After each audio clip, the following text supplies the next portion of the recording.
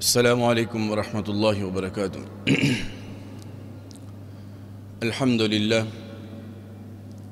الحمد لله رب العالمين، والصلاة والسلام على أشرف الرسل وخاتم الأنبياء والمرسلين وعلى آله وأصحابه أجمعين. أما بعد، فأعوذ بالله من الشيطان الرجيم. بسم الله الرحمن الرحيم. واذكروا نعمة الله عليكم إذ كنتم أعداء فألف بين قلوبكم فأصبحتم بنعمته إخوانا. وقال تبارك وتعالى: إنما المؤمنون إخوة. صدق الله العظيم.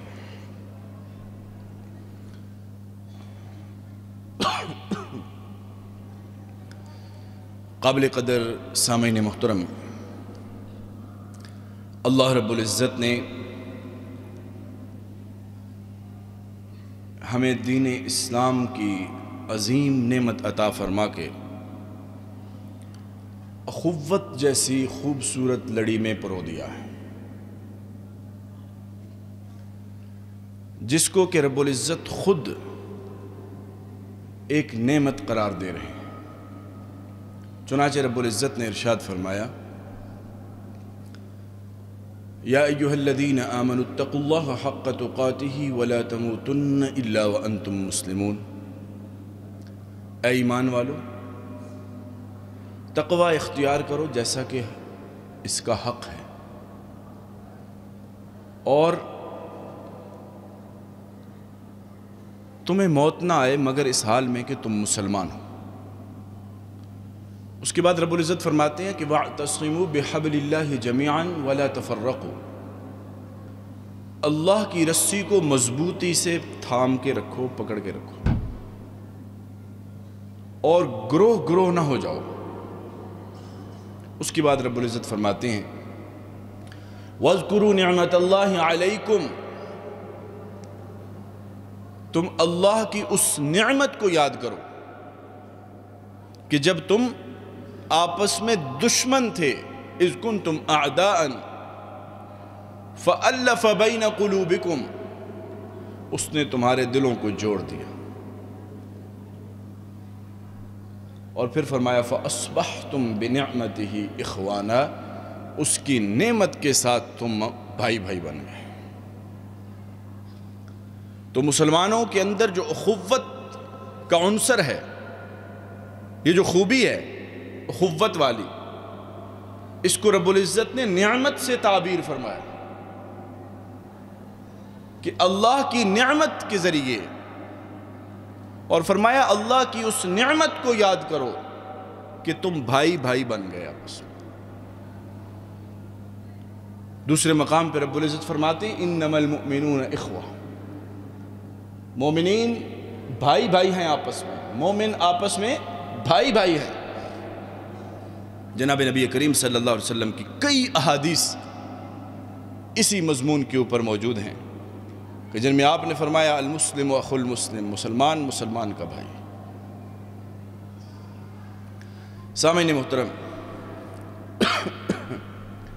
دیگر نعمتوں کی طرح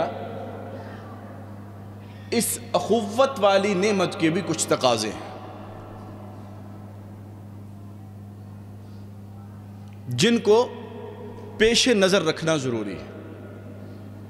مثال کے طور پر جناب نبی کریم صلی اللہ علیہ وسلم کی ایک حدیث ہے، آپ نے فرمایا مثل المؤمنین فی توادہم وتراحمہم وتعاطفہم کمثل الجسد الواحد، کہ مومنوں کی مثال آپس میں محبت اور مودت کے اعتبار سے اور آپس میں پیار کے اعتبار سے ایک جسم کی مانند ہے۔ مومنین کا آپس کا تعلق ایک جسم کی مانند ہے۔ آگے فرمایا اذا اشتکا منہ عضو تداعى له سائر الجسد بالسہر والحمى، کہ اگر اس جسم کے کسی ایک عضو میں بھی تکلیف ہو تو سارا جسم تکلیف اور بخار میں مبتلا ہو جاتا ہے۔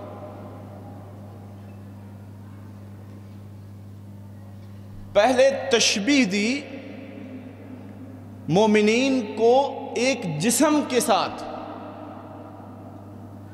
پھر وضاحت فرما دی کہ جس طرح ایک جسم میں کسی بھی عضو میں تکلیف ہو تو سارا جسم اس تکلیف سے متاثر ہوتا ہے۔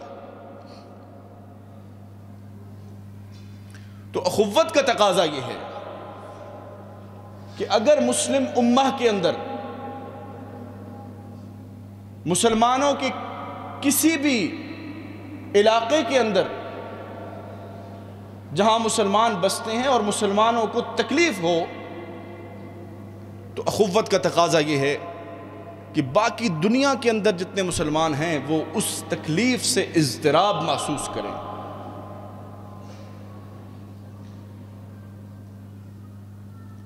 اسی چیز کو شاعر مشرق علامہ اقبال نے ان الفاظ میں بیان کیا تھا کہ اخوت کا یہ مطلب ہے، اخوت کا یہ مطلب ہے کہ چبھے جو کانٹا کابل میں تو ہندوستان کا ہر پیر و جواں بے تاب ہو جائے۔ یہ ہے اخوت۔ اخوت کا یہ تقاضا ہے کہ اگر دنیا کے ایک کونے میں مسلمان تکلیف میں ہو تو دوسرے کونے والے مسلمان ایک جسد کی مانند ہونے کی وجہ سے اس تکلیف کو محسوس کریں۔ یہ اخوت کا تقاضا ہے،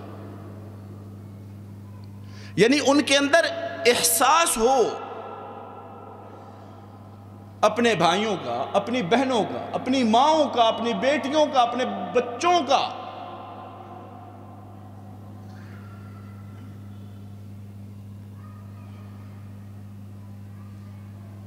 یہ حدیث سن لی، اس تقاضے پہ گفتگو ہو گئی۔ اب ذرا اپنے آپ سے ہم پوچھیں، اپنے گریبان میں جھانکیں، کیا دنیا کے مسلمانوں کی تکلیف ہمیں محسوس ہوتی؟ بلکہ دنیا تو بڑی چیز ہے، اپنے مسلمان ممالک کی بات کر لیں، صرف اس سے بھی آگے آئیں، اپنے ملک کی بات کر لیں، حتیٰ کہ اب اگر میں نیچے لے کے آتا جاؤں تو اپنے محلے تک بھی آ جاؤں تو اس درجے کی تکلیف کا احساس ہم محسوس نہیں کر رہے۔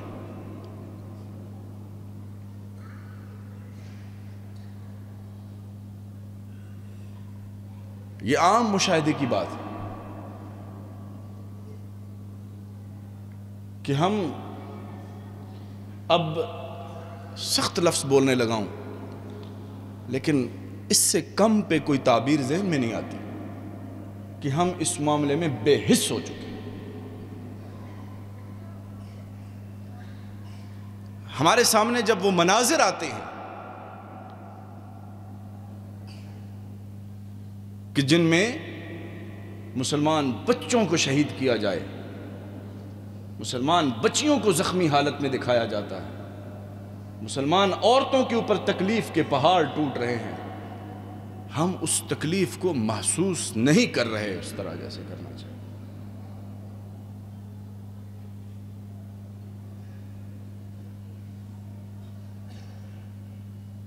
اس وجہ سے اخوت کے تقاضوں میں سے ایک بہت بڑا تقاضا یہ ہے کہ باقی مسلمانوں کے درد کو محسوس کیا جائے۔ افسوس سے کہنا پڑ رہا ہے کہ ہمارے رویوں کے اندر اس تقاضے کے حوالے سے اتنی کمی پائی جا رہی ہے کہ ہمارے سامنے کوئی ایسا منظر آ جائے تو کتنے ہی لوگوں کو یہ کہتے ہوئے سنا گیا اور دیکھتے ہوئے پایا گیا کہ وہ کہتے ہیں یار اس کو سکرول کر دیں، یہ نہیں دیکھا جا رہا، آگے چلائیں اس کو، تھوڑی دیر رکیے، آگے چلانے سے پہلے صرف میری ذمہ داری یہی ہے کہ یہ کنٹینٹ مجھے اچھا نہیں لگ رہا، میں اس لیے اس کو آگے چلا دوں، یا میں نے کچھ اور بھی کرنا ہے؟ سامعین محترم، یہ پہلا تقاضا ہے اخوت کا، کہ ہم بے چین ہوں، بے تاب ہوں، مضطرب ہوں، ہمارے معمولات میں اس کا اثر نظر آنا چاہیے، ہماری دعاؤں میں ایک حصہ مختص ہو جانا چاہیے۔ ہم کھانا کھانے لگیں اپنی فیملی کے ساتھ، عافیت کے ساتھ دسترخوان پہ، ڈائننگ ٹیبل پہ بیٹھیں، تو تصور کریں کہ کیا بیت رہی ہے امت مسلمہ کے کچھ حصوں کے اوپر اس وقت۔ ہمارے آقا سید کائنات حضور اکرم صلی اللہ علیہ وسلم رحمت کائنات، آپ کیا فرما رہے ہیں کہ مومنین ایک جسم کی مانند ہے۔ اس تصور کو ذہن میں رکھنے کی ضرورت ہے۔ دوسری چیز، حدیث پاک کے الفاظ ہیں، المؤمن للمؤمن کالبنیان یشد بعضہ بعضا۔ حضور نے فرمایا کہ مسلمان دوسرے مسلمان کے لیے ایک عمارت کی طرح، جس نے ایک دوسرے کو مضبوطی سے پکڑ کے رکھا ہوا۔ اور پھر حدیث کے الفاظ ہیں، راوی نقل کرتے ہیں کہ وَشَبَّكَ بَيْنَ أَصَابِعِهِ، آپ نے اپنی انگلیوں کو ایسے کر کے دکھایا کہ اس طریقے سے جڑا ہوا ہے ایک مومن دوسرے مومن کو۔ عمارت کا، کسی عمارت کا ایک حصہ متاثر ہو تو باقی پہ اثر پڑتا ہے۔ مومن کی مثال مومن کے لیے ایک عمارت کی ہے۔ اخوت کا یہ تقاضا ہے، اللہ کی نعمت ہے لیکن اس کے تقاضے ہیں۔ تیسری چیز، جناب نبی کریم صلی اللہ علیہ وسلم نے فرمایا لا یؤمن احدکم حتی یحب لأخیہ ما یحب لنفسہ، تم میں سے کوئی شخص اس وقت تک کامل مومن نہیں ہو سکتا جب تک کہ وہ اپنے بھائی کے لیے وہ چیز پسند نہ کرے جو وہ اپنے لیے پسند کرتا ہے۔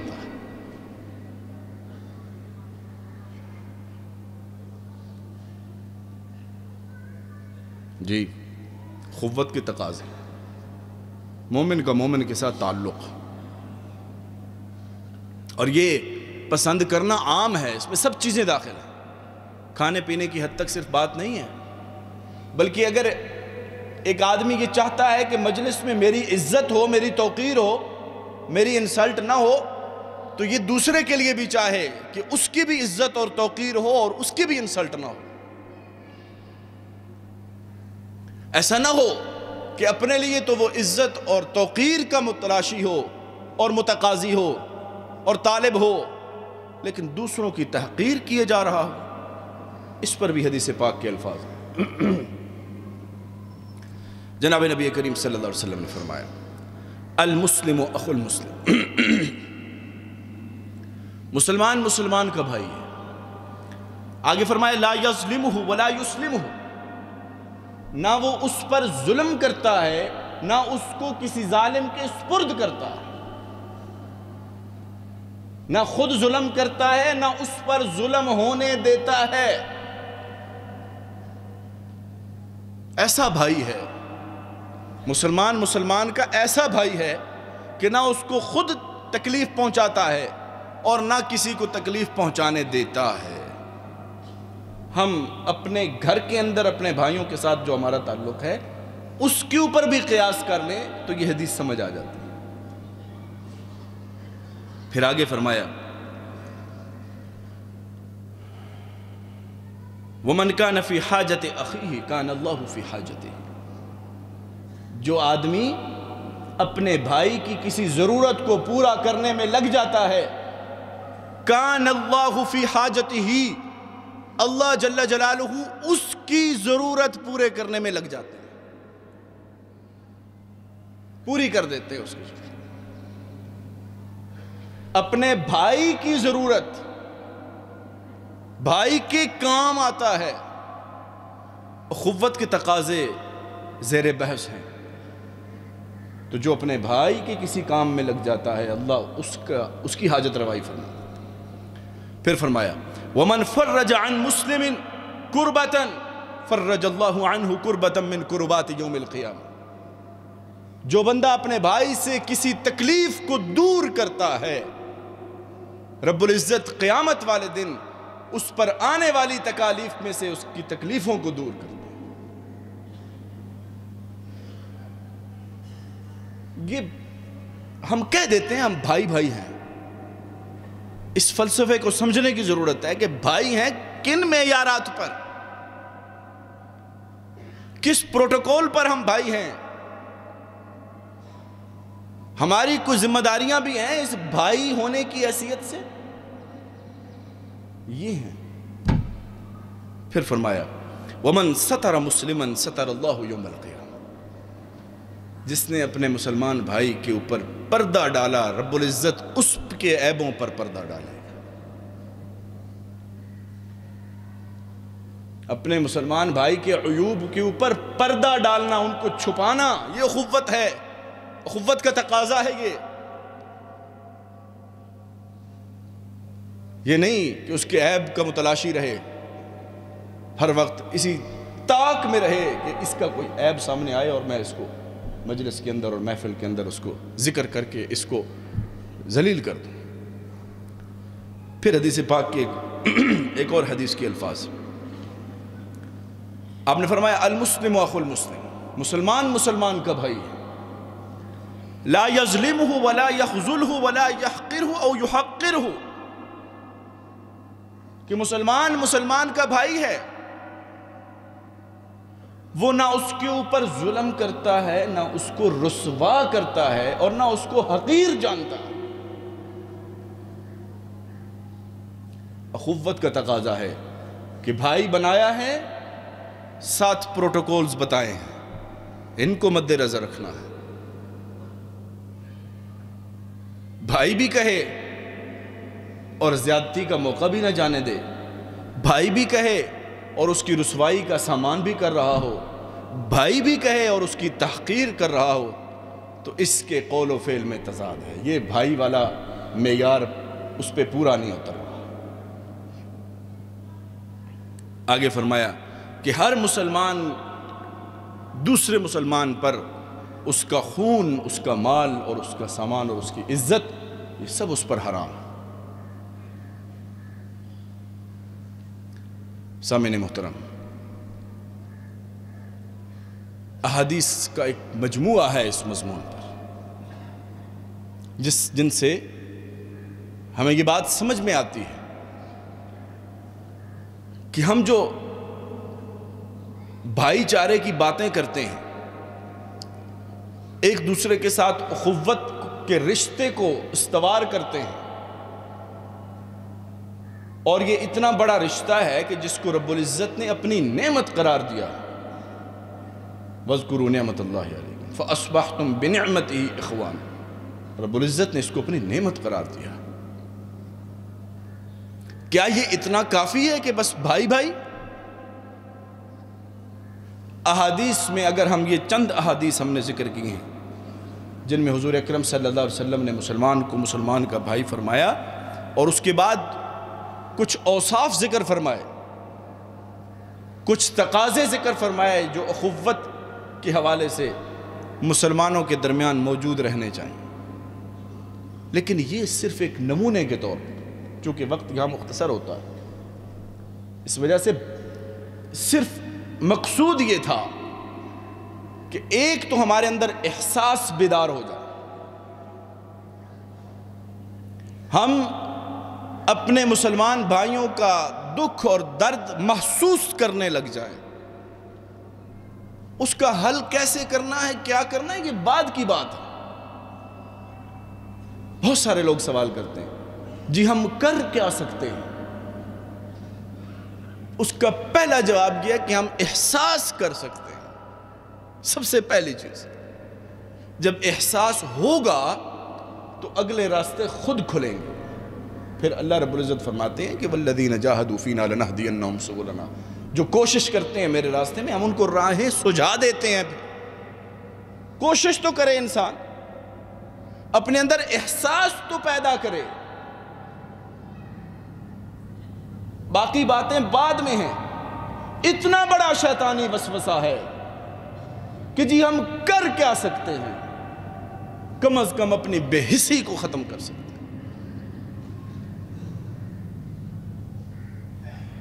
امت مسلمہ بالعموم اور اہل فلسطین بالخصوص آج کل جن حالات سے جو دوچار ہیں، کم از کم ان کی تکالیف کو محسوس کرنے کی کوشش کی جائے، کم از کم۔ ہم میں سے کسی کا بھائی 7 سمندر پار کسی تکلیف میں ہو تو کیا ہم یہ کہہ کر جان چھڑا لیتے ہیں کہ ہم کر کیا سکتے ہیں؟ یا ہم اپنے آپٹیمم کوشش، میکسیمم کوشش جتنی ہم کر سکتے ہیں وہ اپنی پوری کوشش کرتے ہیں؟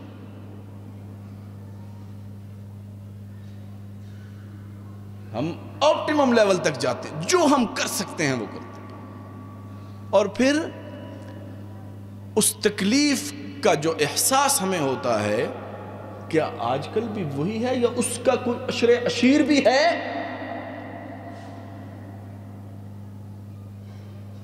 اس کا کوئی حصہ بھی ہے ہمارے دل و دماغ کے اندر؟ سامعین محترم، عافیت اللہ کی بہت بڑی نعمت ہے۔ کوئی بھی نعمت ہو اس کی قدر جب ہی آتی ہے جس وقت وہ چھن جائے۔ ہم کتنے پرسکون حالات میں اٹھتے ہیں، صبح کرتے ہیں، شام کرتے ہیں، 3 اوقات کے کھانے کھاتے ہیں، ہمارے بچے معمول کے مطابق سکولوں میں جا رہے ہیں، ہم اپنی ڈیوٹیوں میں، اپنے کاروبار میں، اپنے کام کاج میں لگے ہوئے ہیں۔ کوئی الحمدللہ الحمدللہ الحمدللہ، سب کہیں الحمدللہ، اللہ کا شکر ادا کرنا ہے، لیکن ان کا بھی احساس کرنا ہے۔ تو کم از کم گزشتہ جمعات سے اس موضوع پہ بات ہو رہی ہے، لیکن آج موضوع سے متعلق چونکہ اتنی بات تھی لہٰذا عرض کر دی کہ اس اخوت کے، اس نعمت کا یہ تقاضا ہے ہم سے کہ کم از کم ہم اس تکلیف کو محسوس کریں اور تھوڑی دیر کے لیے اپنے آپ کو اس سینیریو میں لے جائیں۔ پھر اندازہ ہوگا کہ جب صورتحال یہ ہو کہ آپریشن کرنے کے لیے انستھیزیا والے ڈاکٹر کہہ رہے ہیں کہ دوائیں نہیں ہیں، بے ہوش نہیں کر سکتے، تو بچہ کہتا ہے کہ میں درود شریف پڑھتا ہوں اور میں قرآن کی تلاوت کرتا ہوں، آپ میرا آپریشن شروع کیجیے۔ ایک منظر ہے، صرف ایک، ایسے ہزاروں مناظر سوشل میڈیا پہ موجود ہیں، لیکن اللہ معاف کرے ہماری بے حسی اس قدر ہے کہ ہم وہ چیزیں دیکھنا بھی گوارا نہیں کرتے۔ ہمیں ان ویڈیوز میں اور ان چیزوں میں لطف زیادہ آتا ہے جن میں مزہ ہو، جن میں وقت کا ضیاع ہو۔ اللہ رب العزت سے دعا ہے کہ اللہ کریم ہمیں اخوت کے جو تقاضے ہیں ان کو پورا کرنے کی توفیق نصیب فرمائے۔ اللہ رب العزت ہمارے ان بھائیوں، فلسطینی بھائیوں کی غیب سے مدد و نصرت فرمائے، ان کی تکلیف کا احساس ہمیں بھی نصیب فرمائے، پوری امت مسلمہ کو نصیب فرمائے، اور جس قدر ہم جو کر سکتے ہیں اللہ رب العزت ہمیں کرنے کی توفیق نصیب فرمائے۔ اقول قولی هذا استغفر الله لي ولكم ولسائر المسلمين واستغفروه انه هو الغفور الرحيم۔ الحمد لله رب العالمين والصلاة والسلام على اشرف الرسل وخاتم الانبياء والمرسلين وعلى آله واصحابه اجمعين، اما بعد، فإن الله تعالى بعد أن بعث نبيه بدين الإسلام ليخرج الناس من الظلمات إلى النور قد أعلن أن الذين أسلموا لله تعالى كلهم إخوة في الإسلام. قال تبارك وتعالى: إنما المؤمنون إخوة. وإن رابطة الأخوة هذه هي التي أوجدت الأمة الإسلامية وربطت قلوب المسلمين في أنحاء العالم كلها ببعض، وهي التي تكفل استمرار هذه الأمة إلى أن يرث الله الأرض ومن عليها. فكل من آمن بالله تعالى ربا وبمحمد نبيا ورسولا وآمن باليوم الآخر فهو أخ لكل مسلم بغض النظر عن لونه ولغته وعرقه. وفي هذا قال النبي صلى الله عليه وسلم: مثل المؤمنين في توادهم وتراحمهم وتعاطفهم مثل الجسد إذا اشتكى منه عضو تداعى له سائر الجسد بالسهر والحمى. أيها الإخوة الكرام، إن من أول ما فعله الإسلام لتأسيس رابطة الأخوة هذه أنه أنهى الخصومة المستمرة التي كانت بين قبائل العرب آنذاك، وأكد الله تعالى على هذه الأخوة مرارا في كتابه فقال: واعتصموا بحبل الله جميعا ولا تفرقوا واذكروا نعمة الله عليكم إذ كنتم أعداء فألف بين قلوبكم فأصبحتم بنعمته إخوانا.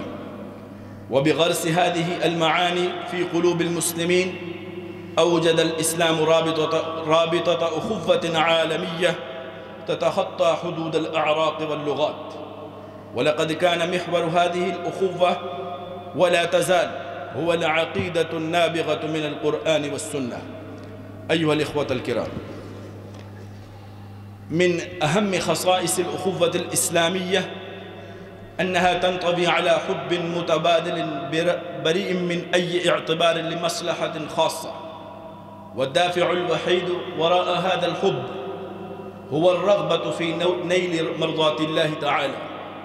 وقد شرع الإسلام عادة التسليم على بعض بغرض ترسيخ هذه الأخوة بين المسلمين. قال النبي صلى الله عليه وسلم: والذي نفسي بيده لا تدخلوا الجنة حتى تؤمنوا ولا تؤمنوا حتى تحابوا أفلا أدلكم على شيء إذا فعلتموه تحاببتم أفشوا السلام بينكم. أيها الإخوة الكرام، علينا أن نحافظ على هذه الرابطة التي أمر الله تعالى بها وأولاها الإسلام اهتماما بالغا، ويقع على عاتقنا في هذا الإطار أن ندعم بعضنا البعض سواء من الناحية المادية أو المعنوية. علينا أن نهتم بقضايا المسلمين أينما كانت من العالم، وأن نشعر إخواننا الضعفاء والمظلومين بأننا معهم دائما ولا نتخلى عنهم. ولنعلم أن الزكاة والصدقة والأضحية كلها عبادات ترسخ هذه الأخوة بيننا، فعلينا ألا نهمل واجباتنا هذه. ومن واجبنا كذلك في هذا الإطار أن نصلح بين إخواننا المتخاصمين، فإن تأسيس الوحدة والأخوة بين المسلمين هو السبيل لسيادة الحب والرحمة في العالم. أسأل الله المولى عز وجل أن يجعلنا إخوة متحابين فيه، وأن يديم هذه الأخوة بيننا، إنه ولي ذلك والقادر عليه. إن الحمد لله نحمده ونستعينه ونستغفره ونؤمن به ونتوكل عليه، ونعوذ بالله من شرور أنفسنا ومن سيئات أعمالنا. من يهده الله فلا مضل له ومن يضلله فلا هادي له، وأشهد أن لا إله إلا الله وحده لا شريك له، وأشهد أن سيدنا وحبيبنا ومولانا محمدا عبده ورسوله. أما بعد، فأعوذ بالله من الشيطان الرجيم. بسم الله الرحمن الرحيم. إن الله وملائكته يصلون على النبي يا أيها الذين آمنوا صلوا عليه وسلموا تسليما. اللهم صل على سيدنا ومولانا محمد وعلى آل سيدنا ومولانا محمد وبارك وسلم وصل عليه. اللهم صل على سيدنا ومولانا محمد بعدد من صلى وصام وبعدد من قعد وقام، وصل كذلك على جميع الأنبياء والمرسلين وعلى الملائكة المقربين وعلى الصحابة رضوان الله تعالى عليهم أجمعين، خصوصا على الخلفاء الراشدين المهديين أبي بكر وعمر وعثمان وعلي رضي الله تعالى عنهم أجمعين.